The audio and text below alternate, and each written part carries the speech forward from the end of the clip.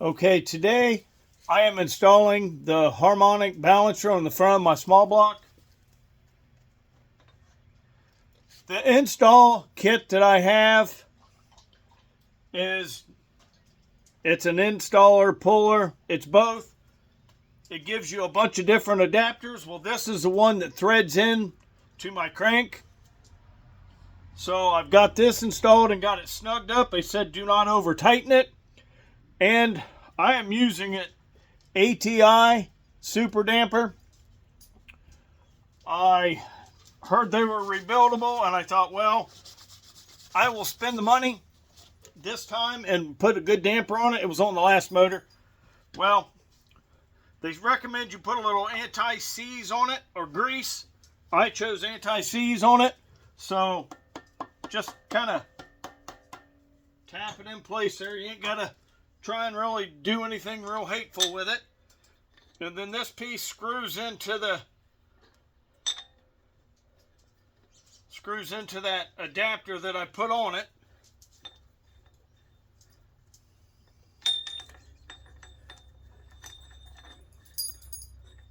Get it twisted down. You might have to back this out just a little bit so you can twist that on. You need to get a good amount of threads on there so you're not hurting the threads on this piece that screws into the end of the crank.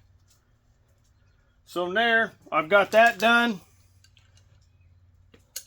So now I want to sum up. I just have a crescent wrench. That's what I'm going to use. You could use, imagine you could use a socket. You could use a wrench.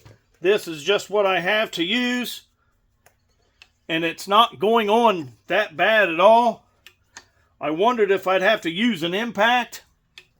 And as easy as this is going on, I shouldn't have to. Which is nice.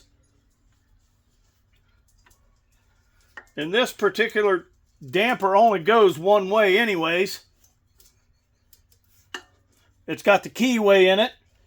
That the keyway is on the crank. And sometimes you get it pretty far down there and it wants to turn the motor over, which it did. It moved the motor a little bit. It's kind of why I left this head off of it, so I could see where TDC was again with it.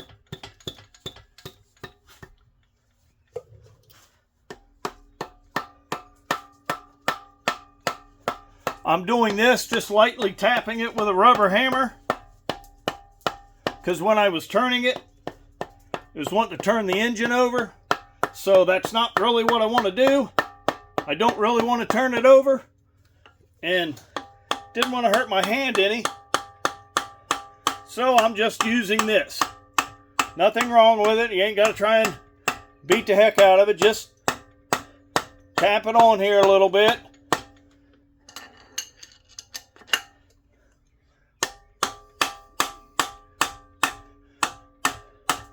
And since I had it on before, I can see about where I had it before. So that's about where I'm going to try and put it.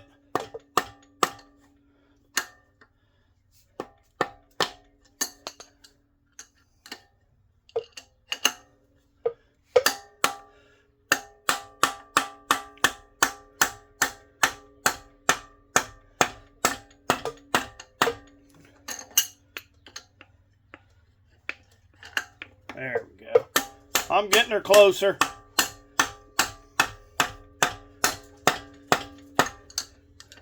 I might be able to run the nut down on it, but I think I just want to continue to do that this way.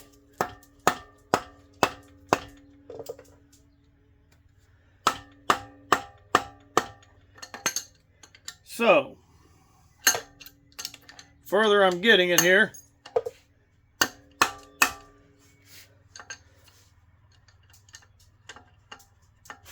There we go.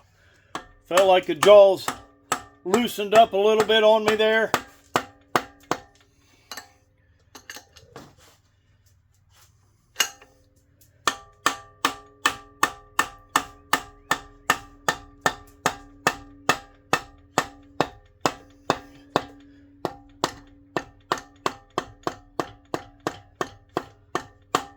I think I've got it pretty close. So now I'm gonna want to loosen this back up. Like I said, I think that I've got it close. Like I said, it had a mark on where it was before.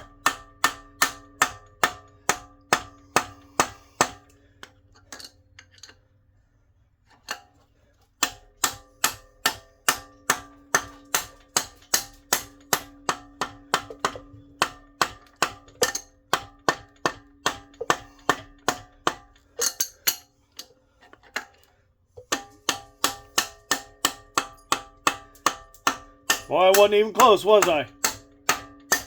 Sometimes it's not a bad idea to double check your work before you just assemble it and send it. I've been taking my time with this motor, putting it together, as opposed to the last one. The last one, I tried to take my time with it, but I think I was just in a little bit of a hurry because I was excited about it, trying to get it together, and unfortunately sometimes that happens. I think that's it, because it started to turn the block over a little bit. So we are going to loosen this up a little bit. Back this out of here, right like that. We are going to take this piece here and back this out, which I didn't actually have to once I loosened this big nut up here.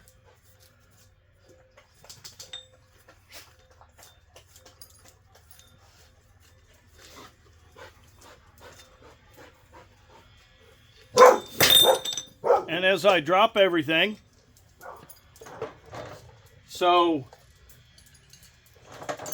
as you can see, and then I can take this nut, this adapter piece, I can take that out. Other than putting the nut in the center of it and my pulley on it, it's installed. Until next time.